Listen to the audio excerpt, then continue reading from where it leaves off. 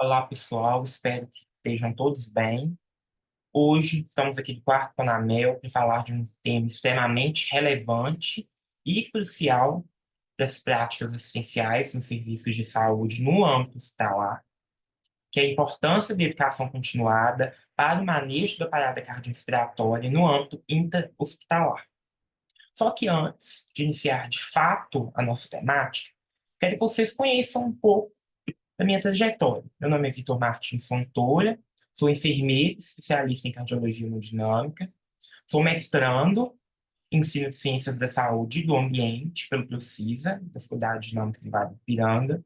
Atuo também como pesquisador em políticas públicas e formação dos profissionais de educação pelo GEP-FOR da Universidade Federal de Viçosa. Atuo como revisor de periódicos na revista Elo e na revista Saúde Dinâmica. Possui MBA em Gestão de Processos. Leciono na Escola Técnica Âncora, também na Rede Municipal de Ensino de Ponte Nova e no Estado, na disciplina de Humanidade e Ciências Sociais. Pessoal, essa é uma temática que vocês vão perceber ao longo que estiver no estágio, depois que já estiver formado, que ela exige do processo de formação de vocês uma atualização constante. Principalmente porque a parada cardiorrespiratória ela vai ao encontro da expertise clínica durante o processo de tomada de decisão. Então, aquele profissional que ele não se atualiza, que ele não está ali vendo o que a Sociedade Brasileira de Cardiologia divulgou, o que tem de mais recente ali na diretriz, vai estar fadado ao fracasso. Então, não é nada um bicho de sete cabeças, manejo da PCR, só que exige uma educação continuada. Aí, pegando um gancho no termo educação continuada, muitas pessoas confundem educação continuada e educação permanente. Então, eu quero desmistificar isso com vocês. A educação continuada, pessoal, ela contempla aquelas atividades com período definido. E ela está relacionada, por exemplo, à pós-graduação, ao mestrado, ao doutorado e ao pós-doutorado. E pressupõe aquela metodologia de ensino um pouco mais tradicional, porque visa promover, de fato, aquela aquisição sequencial e acumulativa de informações técnicas científicas, por meio, então, de caráter escolar um pouco mais formal. Já a educação permanente é aquela educação, o aprendizado no trabalho, ela é feita no ambiente de trabalho, onde ocorre ali o processo de aprender e ensinar, que deve estar incorporada à cultura institucional. Se baseia, então, na possibilidade de transformar a prática profissional diante dos fenômenos que ocorrem ali no cotidiano. Vitor, qual formato de educação é melhor, continuado ou permanente? Pessoal, não tem essa hierarquia que a educação continuada é melhor e a educação permanente é melhor. Não. As duas têm um grande poder de transformação, tanto a continuada quanto a permanente. Só que é necessário que o quadrilátero de formação esteja em consonância. Qual que é o quadrilátero? A gestão, o ensino, o controle social e o serviço de fato. Então, os quatro juntos, eles vão refletir o modo permanente da realidade posta, ou seja, aquilo que acontece de fato nas práticas assistenciais, e vão buscar soluções juntas para a superação daquele problema. E, por conseguinte, qualificar os seus profissionais que estão na linha de frente, justamente objetivando aumentar a resolutividade e eficiência no sistema de saúde. Então, é importante que o gestor esteja atento ao que ocorre no serviço, por meio, então, do diagnóstico situacional, traçar um plano de ensino e ter esse controle social, essa participação social. E o sucesso no atendimento, agora, de fato, na parada cardiorrespiratória? Primeira coisa, vou precisar de uma liderança. Não tem como eu ter manejo de sucesso na parada cardiorrespiratória sem ter um líder. Esse líder, geralmente, pessoal, ele não entra na conduta ali, de fato, no manejo da PCR. Ele fica ali observando o que está acontecendo e dando norte para a equipe que de fato vai estar ali no manejo direto. Essa liderança ela é crucial, tá, pessoal? Ela que vai nortear de forma indireta a assistência direta. Também eu vou ter ali o responsável pelas compressões, ou seja, quem de fato vai fazer a massagem, a manobra de ressuscitação. Preciso de um membro ali da equipe responsável pela monitorização e desfibrilação. Outra pessoa responsável pelas ventilações. Um membro responsável pela administração das drogas. Aí eu chamo a atenção que quem ficar com a administração das drogas tem que ter uma expertise, por exemplo, na quebra de ampolas. Então eu preciso reconhecer a potência e a fragilidade da minha equipe. Olha, eu sou melhor nas compressões, então eu vou ficar na massagem. Eu já tenho uma expertise na desfibrilação. Sei reconhecer ali os ritmos cardíacos, são ritmos chocáveis ou não chocáveis, então eu posso ficar na desfibrilação. Ah, eu já prefiro ficar na ventilação. Geralmente, quem fica na ventilação, pessoal, reveza com quem está na compressão. E a pessoa que está na administração das drogas ali tem que ter também um domínio. Qual a indicação dessa droga? Qual ciclo que ela entra? Assim que o médico prescreve, geralmente, a droga, ela já é administrada quase que imediatamente. Então, essa pessoa tem que estar apta ali para uma resposta quase que imediata à prescrição. E um anotador, que pode ser, por exemplo, o líder, que vai fazer o controle do tempo das drogas administradas e dos fatores relacionados. Então, eu preciso de ter uma consonância. Só que, como que eu faço o reconhecimento do paciente em parada cardiorrespiratória? Primeira coisa, pessoal, inconsciência. Se o paciente está parado, ele não vai responder a nenhum estímulo. Vai ter ausência de respiração. Chama atenção nesse tópico para que vocês não confundam o gasping com respiração. O gasping é reconhecido como aquele último suspiro, mas o paciente já não apresenta a respiração. E ausência de sinais respiratórios, não tem pulso. Então, de cara, vi que o paciente não tem pulso, ele não está respirando, ele está inconsciente, ele está em parada, tá? Qual pulso que eu vou olhar desse paciente? Também é importante eu saber isso. Pessoal, pulso carotídeo. Os pulsos das extremidades, dos membros inferiores e superiores, vão ser os primeiros a parar de receber qualquer tipo de componente sanguíneo, não só na parada, por exemplo, diante de um desmaio. Porque o nosso cérebro, eu costumo falar com os meus alunos, que é o órgão mais egoísta que tem. Então, diante de qualquer problema que pode repercutir na atividade cerebral, ele vai parar a circulação nos órgãos superiores e inferiores. Então, pode ser que eu não tenha pulsação, em caso que não seja parada cardiorrespiratória, óbvio, não seja uma PCR, mas que eu não vou ter pulso nas extremidades, mas eu vou ter pulsação ali no meu pulso carotídeo. Então, não vai ser uma parada. Agora, se eu não tiver ali uma pulsação na carótida, é indicativo de que o paciente tem parado justamente com ausência de respiração e inconsciência. Então, eu observo o pulso carotídeo. E também, pessoal, tem que lembrar da cagada. A cagada é uma sigla que nós utilizamos para verificar três itens que podem interferir ali no meu diagnóstico de parada cardiorrespiratória. Pode me dar um diagnóstico falso positivo. O paciente não vai estar em parada. Se eu observar, por exemplo, o cabo, só o cabo, eu tenho que verificar se eles estão desconectados. Porque se estiver desconectado, vai dar um problema ali no monitor. E vai indicar que não tem, por exemplo, um ritmo cardíaco. O ganho, então eu tenho que observar, verificar o aumento do ganho ali no monitor para ver se não há nenhum ritmo com baixa voltagem.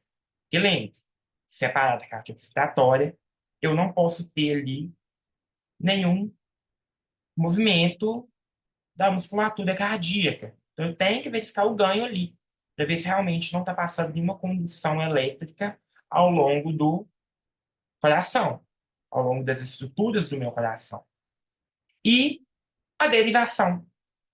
eu tenho que mudar as derivações para tentar encontrar algum ritmo ou outra derivação que o monitor não demonstrou.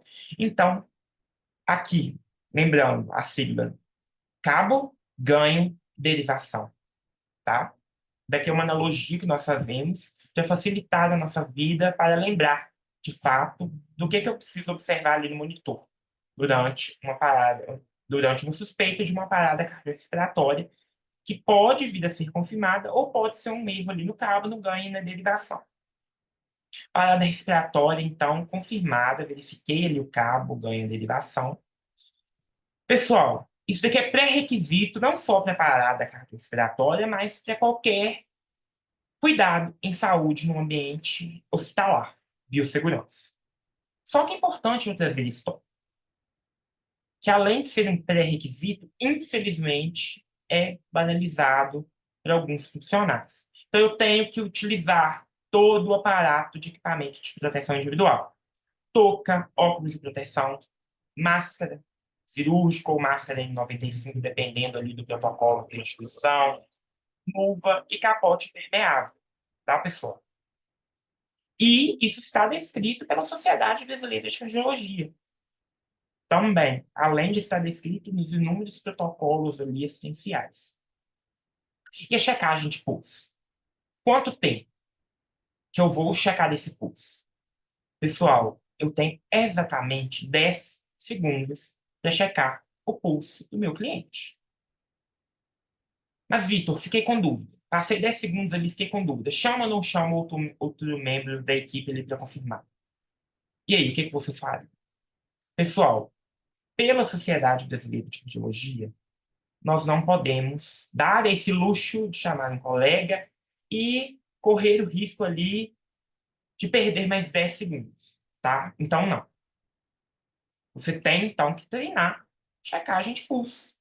Porque na hora ali de uma parada cardiorrespiratória, você ter certeza do local ali do pulso, pedotídeo, por exemplo. Então, chequei o pulso. Verifiquei que não há pulsação. Verifiquei lá se o paciente estiver monitorado. Geralmente, terapia intensiva, o paciente ele vai estar nesse monitor.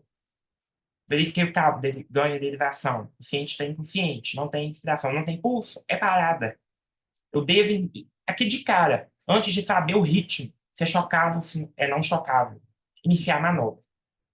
Como eu vou estar, pessoal, no ambiente hospitalar, é muito fácil chamar ajuda. Eu posso chamar ajuda enquanto eu inicio as manobras, sem problema nenhum. E a identificação do ritmo? Nós vamos desmistificar esse traçado de eletrocardiograma que muita gente, às vezes, apavora. Fica, meu Deus do céu, traçado é coisa mais difícil. Não, pessoal. Não é. Vocês vão ver que tem ali uma mudança grotesca da própria morfologia do ritmo chocável com o ritmo não chocável. Aqui, eu trouxe um ECG de ritmo sinusal, ou seja, sinusal normal. Eu não tenho problema nenhum aqui nesse traçado. Por exemplo, aqui uma pessoa saudável, que não tem nenhuma arritmia, nenhum problema cardíaco, esteja geralmente com frequência cardíaca de 60 a 100, vai apresentar esse traçado. Então, o traçado de um eletrocardiograma com ritmo sinusal normal é este. Observem a estrutura do traçado. Eu tenho onda P, complexo QRS e onda T. Tá, pessoal? Agora o ritmo não chocável. Ou seja, olhei para o monitor, vi ali praticamente uma linha reta, ou semi-reta, quase que reta, é uma sistolia. Então, o paciente com esse ritmo, ele é não chocável. Tá, pessoal? Um ritmo não chocável. Só que eu chamo a atenção de vocês ao AESP, que é atividade elétrica sem pulso. Lembre um pouquinho, né? Vou voltar aqui. Lembre um pouquinho do ritmo sinusal. Só que tem as suas diferenças ali morfológicas.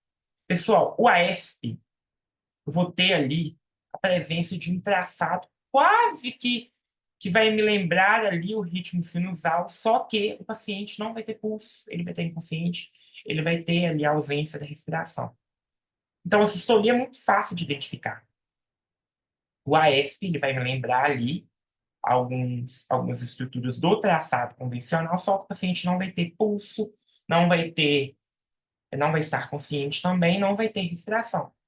Então, esses são os ritmos não chocáveis, ou seja, que não vai ter o uso ali do desfibrilador, por exemplo.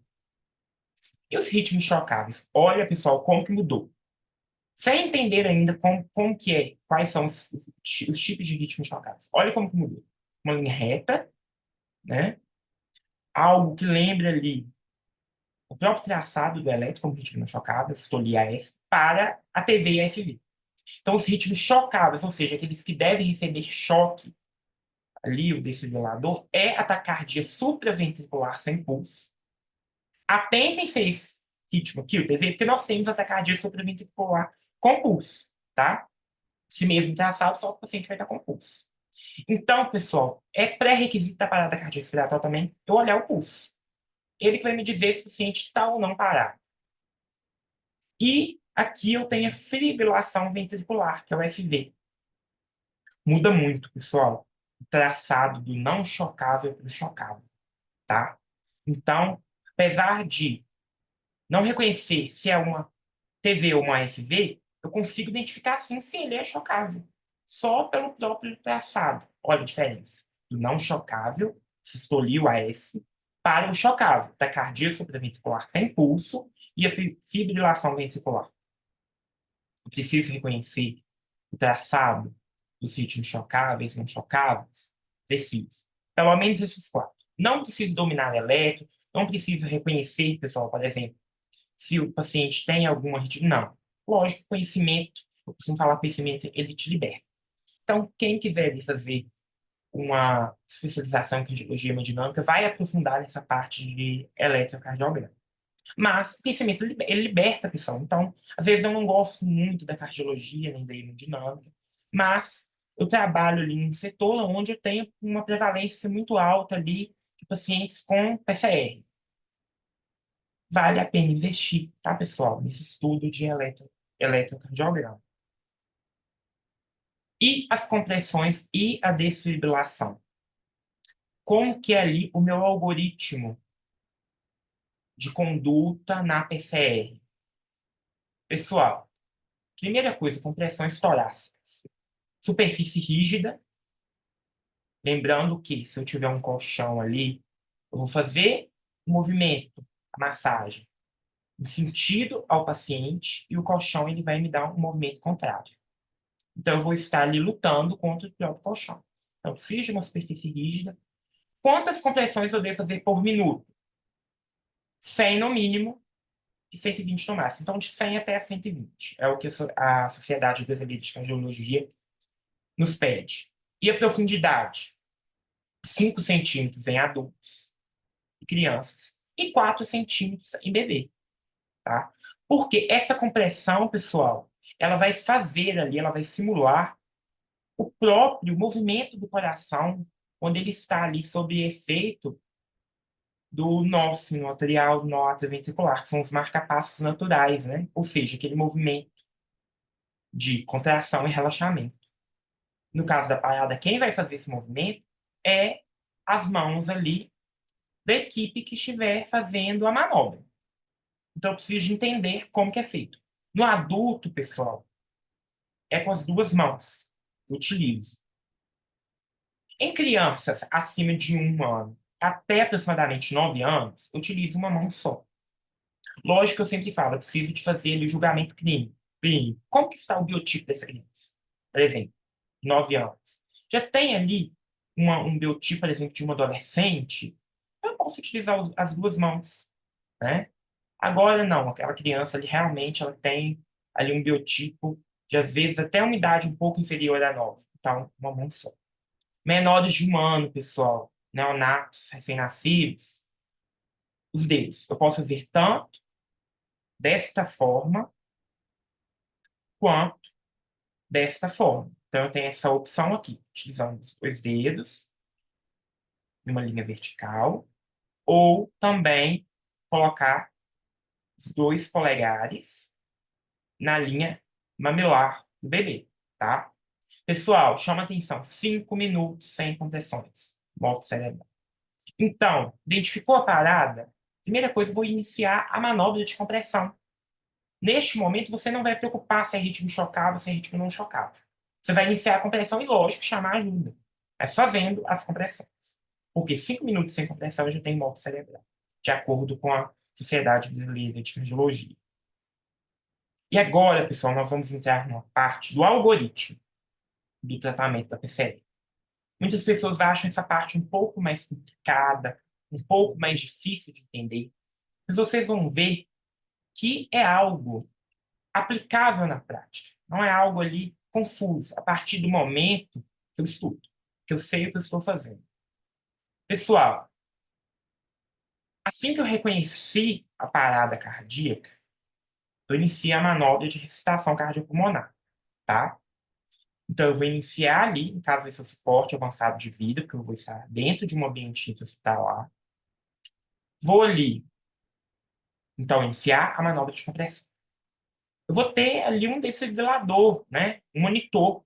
Então, eu vou avaliar o ritmo ali no desfibrilador. Lógico, sem aplicar o choque. Só colocar as passos para avaliar o ritmo.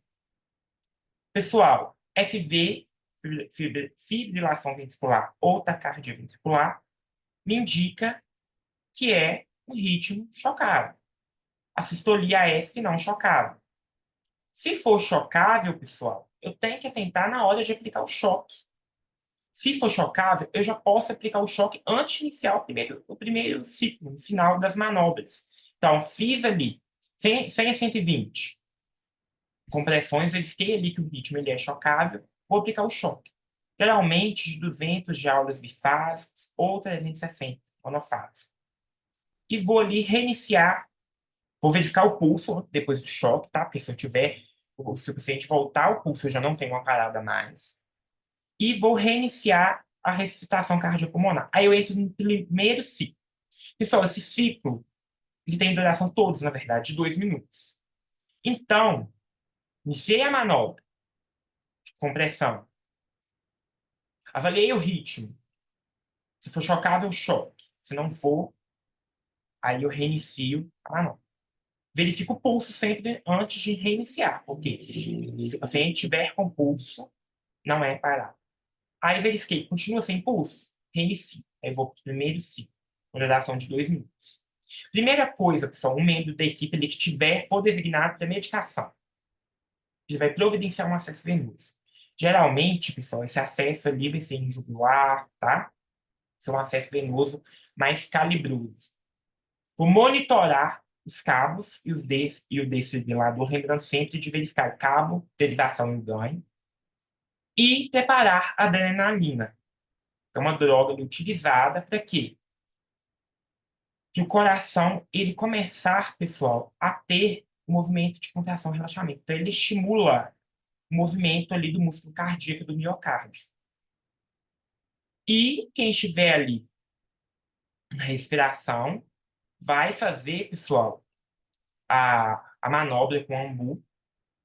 Geralmente, eu posso fazer duas ventilações a cada 30 segundos ou uma ventilação a cada 15 segundos. Então, fica aí a critério de quem estiver na ventilação. Só que, para não confundir, se eu escolher duas ventilações a cada 30 segundos, eu não vou depois mudar e uma ventilação para cada 15, porque senão vai confundir.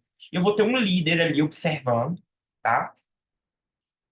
Um na medicação, um na compressão. Geralmente, pessoal, fica dois na compressão, para revezar. Tá? Dois na compressões, um na ventilação, um na medicação, um líder observando toda a cena, anotando, registrando o tempo, as drogas ali.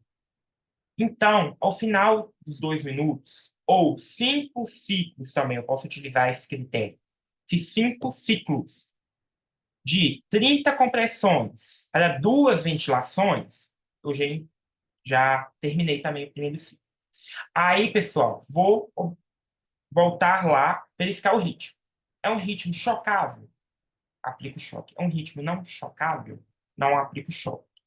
Aí, vou avaliar o pulso do paciente. Se esse paciente não tiver pulso, eu vou para o segundo ciclo. No segundo ciclo, geralmente o médico, o prescritor, já pede para administrar adrenalina, 1 miligrama, seguida de flush de 20 ml de soro fisiológico. eu começo a considerar via aérea avançada. Então, quem estiver ali, pessoal, na ventilação, já vai se atentar a uma possível intubação, tá? Então, tem um membro ali da equipe que não está ali diretamente na parada, já pode começar a separar o material para intubação, que possivelmente vai intubar.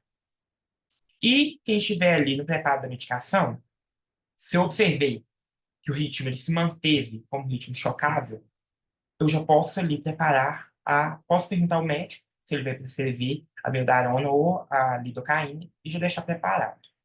A meldarona e a lidocaína, pessoal, são anti-arrítmicos. Então, ele só entra se for ali um ritmo chocável, porque não tem sentido entrar como anti-arrítmico em um, um paciente que ele não tiver ritmo ali. Então, se a sistolia e a ESP, eu não tenho a presença dessas drogas nos ciclos. Já TV e FV, sim, porque são ritmos chocáveis. Então, eu tenho ritmo. Agora, no ritmo não chocável, eu não tenho ritmo. Então, eu não vou utilizar ali a miodarona e a lidocaína. 30 ciclos de 30 compressões para duas ventilações ou 2 minutos. Observei o que deve ser feito no segundo ciclo. Verifiquei se o ritmo chocável, choque, não chocável, não choque. Verifico ao final o pulso do paciente. Se tiver voltado, ótimo, não está em parada cardiorrespiratória. Se não, vou para o terceiro. No terceiro ciclo, geralmente, se for o ritmo chocável, já administra a miodarona ou a lidocaína, seguida de flush de 20 ml de soro fisiológico.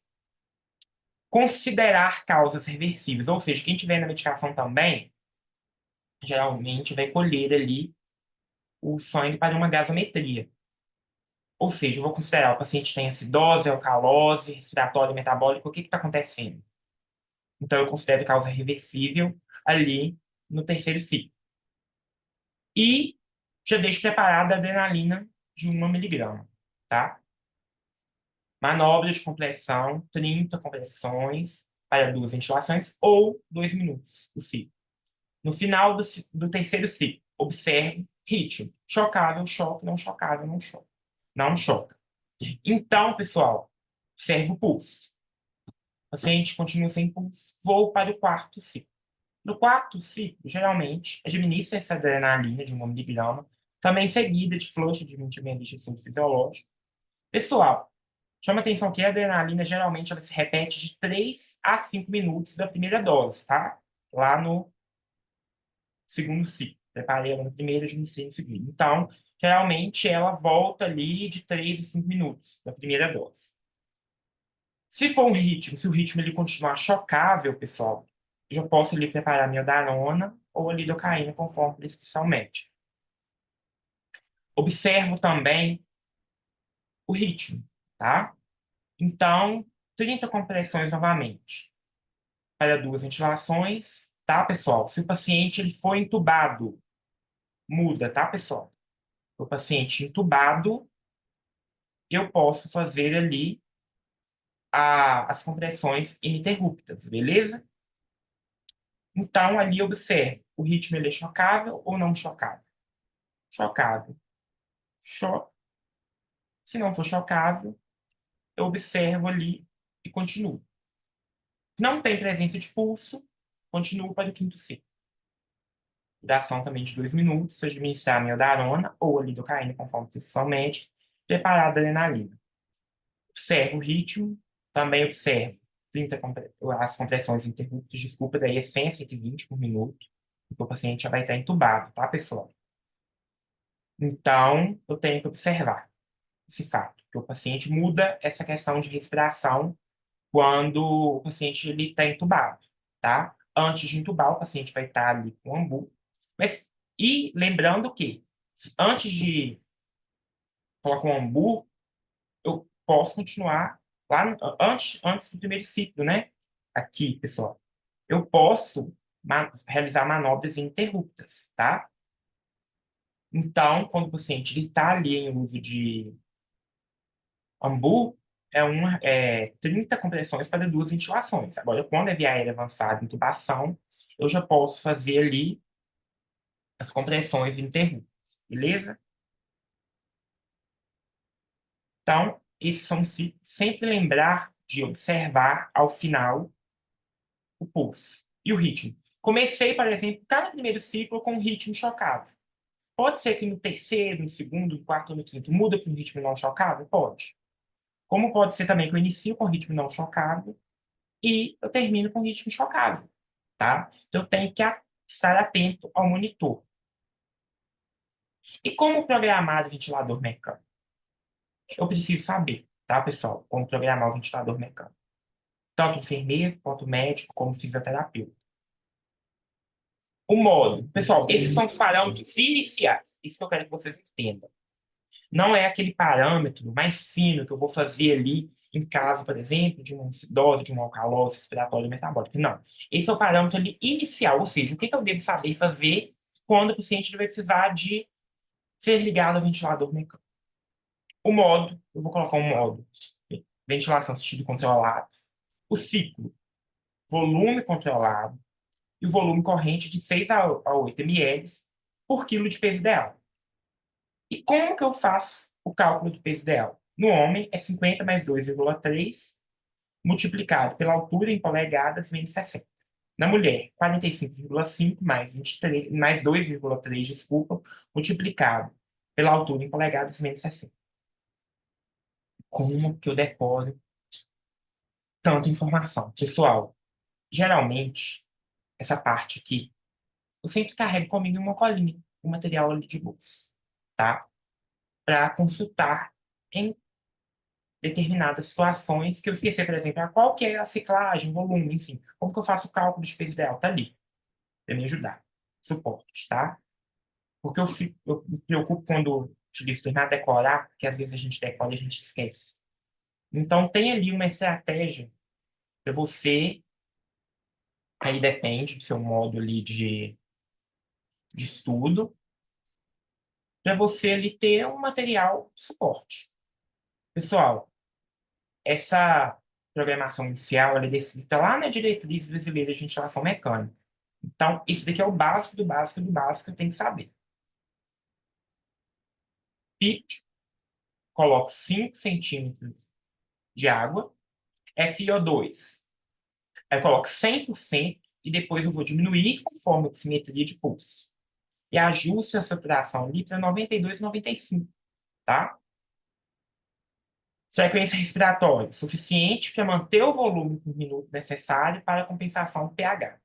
Então, eu coloco aí geralmente 12 a 16 movimentos respiratórios por minuto. E o fluxo eu mantenho a relação de uma inspiração para duas expirações, tá? Tudo, todas essas informações são parâmetros iniciais. Pessoal, eu vou ajustar ali o alarme de segurança, tá? Para quando atingir a pressão de pico de 40 centímetros de água. Eu preciso também manter a sincronia do paciente ventilador. Iniciar a sedação conforme prescrição médica ou aumentar a velocidade da infusão da sedação, se necessário, conforme prescrição médica. Mantenha ali a pressão de platô menor que tem 30 centímetros de água e solicitar a gasometria arterial. Eu preciso de fazer o ajuste fino, como eu falei anteriormente. Após eu fazer esse ajuste inicial no ventilador, eu preciso de fazer o ajuste fino. E como que eu vou saber quais que são os parâmetros ali personalizados para a clínica do meu paciente? A partir da gasometria. Pessoal, pressão de cuff. Eu preciso observar a pressão de cuff. Geralmente eu tenho um fômetro, que é um aparelho que mede e mensura a pressão de cuff. Então, geralmente é de 20 até a 30, tá? De 20 até a 30 está dentro do parâmetro ideal descrito pela diretriz brasileira de ventilação mecânica. Por quê? Eu não posso ter ali insuflação menor, porque senão o ar ele não vai entrar, não vai chegar lá no trato respiratório inferior, não vai chegar nos alvéolos. E também, se eu tiver uma pressão muito grande, eu vou gerar um dano, uma lesão ali na traqueia do paciente. E eu não quero isso, tá? E as principais drogas? Eu tenho que saber quais são as principais drogas. saber indicação, contraindicação e a diluição. Porque eu só administro, lembrando, lá do Código de Ética da Enfermagem. Lógico que aqui nós temos também diversos outros cursos, mas o Código de Ética da Enfermagem, em específico, que eu vou falar aqui, que é o que eu tenho domínio, e fala, só posso administrar um medicamento se souber a indicação, contraindicação, efeito colateral, então eu preciso entender a dor, tá? A adrenalina, pessoal, geralmente ela vai estar ali presente na parada cardiorrespiratória. Mecanismo de ação. Ela atua pelo estímulo beta 1, onde vai aumentar ali a contratilidade. Então, eu tenho um efeito inotrópico, que vai aumentar a condução atrioventricular e o automatismo. E a apresentação? Geralmente, ela vem uma ampola de 1 ml de adrenalina, tá? 1 ml, desculpa, de adrenalina. 1 miligrama, pessoal, desculpa, por ml. Então, em 1 ml, eu tenho 1 miligrama de adrenalina. E a diluição, geralmente, eu posso diluir em soro glicosado 5% ou 10%, ou em soro fisiológico 10,9%. E a miodarona, mecanismo de ação, é um antiarrítmico que atua bloqueando ali os canais de potássio das células autoestáveis do coração. A miodarona, diferente da adrenalina, que vem entrar tanto em ritmo chocável quanto não chocável, a miodarona, como é um antiarrítmico, só entra em ritmos ali chocáveis, tá? Então, no caso, TV e FV. Apresentação. Geralmente vem ampolas de 3 ml contendo 5 miligramas de amiodarona. Então, 3 ml é 150 miligramas. Diluição. Posso diluir ali em soro glicosado, 5%. O fabricante não indica ali uma diluição em soro fisiológico, tá? Então, se atente a este detalhe. O paciente voltou. Que é isso que nós queremos, pessoal, né? Que ele volte da parada cardiorrespiratória por meio da manobra de ressuscitação cardiopulmonar. O paciente voltou. Eu tenho ali, pessoal, que identificar as causas. Porque se eu não souber o que levou o paciente à parada, possivelmente ele vai ter uma outra parada em seguida. Pessoal, os 5Hs e os 5Ts. Lembre-se disso. São as possíveis causas. A hipovolemia, o hidrogênio em casos acidose, a hiper ou hipocalemia e a hipotermia. E também eu tenho os agentes tóxicos. Tamponamento cardíaco, tensão no tórax, principalmente pneumotórax hipertensivo, a trombose coronária, lembra aí do infarto agudo do miocárdio, e o tromboembolismo pulmonar. Então, eu preciso identificar as causas. Quando eu falo de causas, lembrem lá dos 5Hs e dos 5Ts. Geralmente, a causa vai estar descrita aqui, tá? Pessoal, aí eu tenho que entender o fluxograma. O paciente voltou, eu tenho ali a fase de estabilização inicial.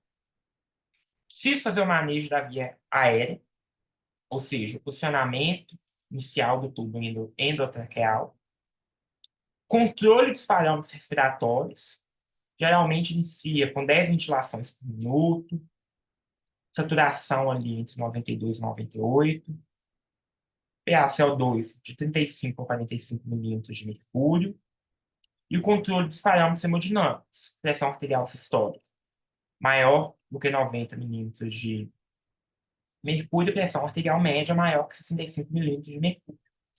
E, pessoal, obter ali o eletrocardiograma de 12 derivações, tá?